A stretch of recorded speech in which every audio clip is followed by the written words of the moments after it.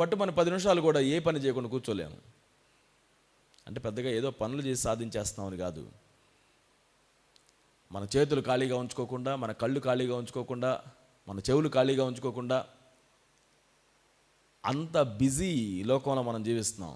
ఏదో ఒకటి మన కళ్ళ ముందు ప్రదర్శించబడుతూనే ఉండాలి, ఏదో ఒకటి మన చెవులకు వినపడుతూనే ఉండాలి, ఏదో ఒక రొద మనకు వినపడుతూనే ఉండాలి. ఖాళీగా ఉండిపోవాలి, అన్నీ ఆగి కొంచెం ప్రశాంతంగా ఎటువంటి శబ్దం లేకుండా ఉండడం అనేటువంటిది ఎంతకాలం అయింది నువ్వు అనుభవించి?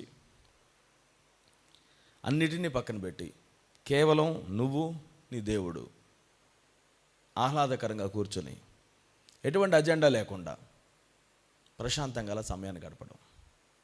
బెస్ట్ ఫ్రెండ్స్ మధ్యలో కలిసి కూర్చొని ఏదేదో మాట్లాడుకుంటూ ఉంటాం. కొన్నిసార్లు ఏది మాట్లాడకుండా సమయం అలా గడిచిపోతూనే ఉంటుంది.